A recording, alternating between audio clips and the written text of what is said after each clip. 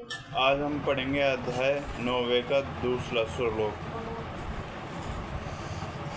यदि हम ऐसे अत्यधिक को वध करते हैं तो हत हम पर पाप चढ़ेगा। अतः यह उचित नहीं होगा कि हम धृतराष्ट्र के पुत्रों तथा उसके मित्रों का वध करें।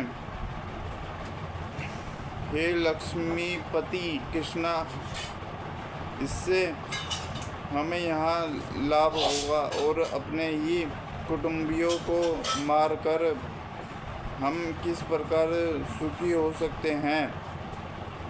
स्त्री का अपहरण करने वाला ऐसे आतंकियों का तुरंत वध कर देना चाहिए, क्योंकि इनसे वध से कोई पाप नहीं लगता। अत्यधिक का इस तरह वध करना किसी सामान्य व्यक्ति को शोभा दे सकता है, किंतु अर्जुन कोई सामान्य व्यक्ति नहीं है। यह स्वभाव से साधु है। वह उनके साथ साधुवत व्यवहार करना चाहता था, किंतु वह प्रकार का व्यवहार क्षत्रिय के लिए उपयुक्त नहीं है। यद्यपि राज्य के प्रसन्नता के लिए उत्तरदायी व्यक्ति को साधु प्रकृति होना चाहिए, किंतु उसे कायर नहीं होना चाहिए। उदाहरण रहित भगवान राम इतने साधु थे कि आज भी लोग राम राज्य में रहना चाहते हैं, किंतु उन्होंने कभी कायरता प्रदर्शित नहीं की। रावण अत्यधिक था, क्योंकि वह राम की पत्नी सीता का अपहरण करके ले गया था, किंतु राम ने उसे ऐसा पाठ पढ़ाया जो विषय इतिहास में बेजोड़ है। अर्जुन के प्रसंग में विशिष्ट प्रकार के अत्यधिक से भेंट होती है। ये है उसके निजी पितामह, आचार्य, मित्र, पुत्र, पौत्र इत्यादि। इसलिए अर्जुन ने विचार किया कि उनके प्रति यह सामान्य अत्यधिक जैसे कटु व्यवहार न करें।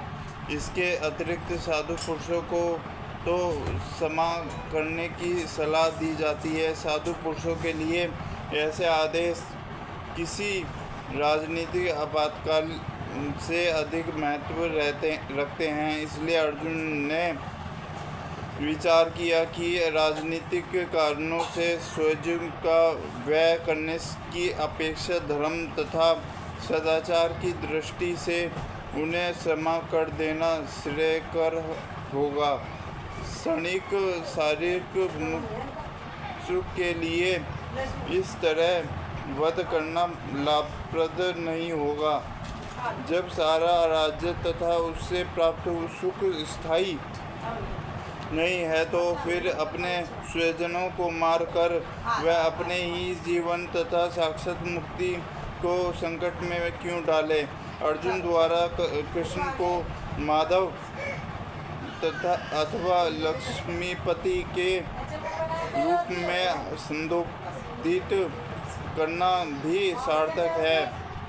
वह लक्ष्मीपति कृष्ण को यह बताना चाह रहा था कि वह उसे ऐसा काम करने के लिए प्रेरित न करे, इससे अनिष्ट हो गया। किंतु कृष्ण कभी भी किसी का अनिष्ट नहीं चाहते, भक्तों का तो कभी नहीं है।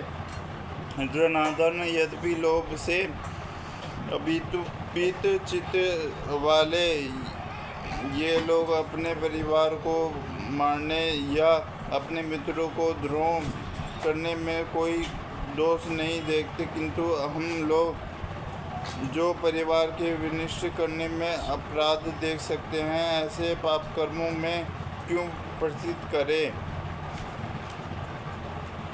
क्षत्रिय से यह आशा नहीं की जाती कि वह अपने विपक्षी दल का युद्ध करने का, जुआ खेलने का आमंत्रण दिए जाने पर मना करे। ऐसी अनिवार्य में अर्जुन लड़ने से नकार नहीं सकता, क्योंकि उसको दुर्योधन के दल ने ललकारा था।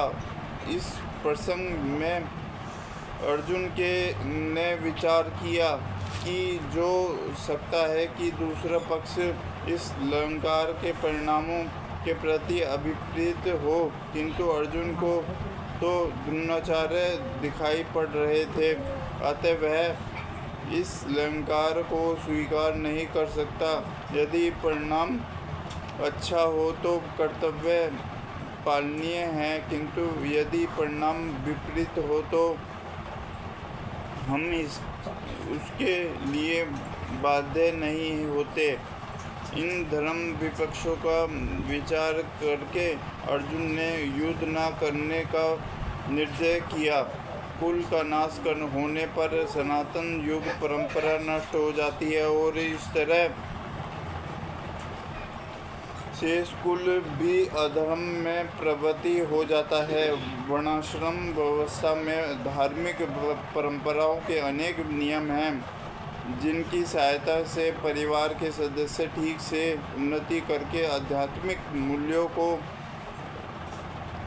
उपलब्धि कर सकते हैं। परिवार में जन्म से लेकर मृत्यु तक के सारे संस्कारों के लिए वयोवृद्ध लोग उत्तरदायी होते हैं, किंतु इन वयोवृद्धों को मृत्यु के संस्कार संबंधी पारिवारिक परंपरा रुक जाती है और परिवार के जो तरुण सदस्य बचे रहते हैं वह अधर्म व्यवस्थाओं में प्रवृत्ति होने से मुक्ति लाभ से वंचित रह सकते हैं। अतः किसी भी कारणवश परिवार के वयोवृद्धों को वध नहीं होना चाहिए। हे कृष्ण, जब कुल में अधर्म प्रमुख हो जाता है तो कुल की स्त्रियां दूषित हो जाती है और शिक्षित के पतन से हे वृषणवंशी अवंशी संतानें उत्पन्न होती है। जीवन में शांति, सुख तथा आध्यात्मिक उन्नति का मुख्य सिद्धांत मानव समाज में अच्छी संतान का होना है। वर्णाश्रम धर्म के नियम इस प्रकार बनाए गए थे कि राज्य तथा जाति की आध्यात्मिक उन्नति के लिए समाज में अच्छी संतान उत्पन्न हो। ऐसी संतान समाज में स्त्री के संतीब और उसकी निष्ठा पर निर्भर करती है कि जिस प्रकार बालक सरलता से कुमारगर बन जाते हैं, उसी प्रकार स्त्रियां भी पतोन्मुखी होती हैं। अतः बालकों तथा स्त्रियों दोनों को ही समाज के संरक्षण आवश्यक है। स्त्रियां विभिन्न धार्मिक प्रस्थान में संलग्न रहने पर व्यावसायिक नहीं होंगी। चाणक्य पंडित के अनुसार सामान्यतः स्त्रियां अधिक बुद्धिमान नहीं होती, अतः वह विषय नहीं है, इसलिए उन्हें विविध कुल परंपराओं में व्यस्त रहना चाहिए और इस तरह उनके सात्विक तथा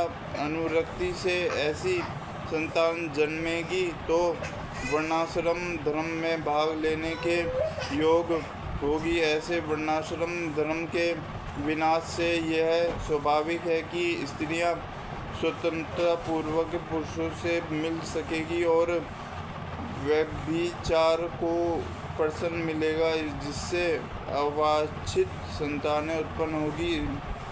निठल्ले लोग भी समाज में व्यभिचार को प्रेरित करते हैं और इस तरह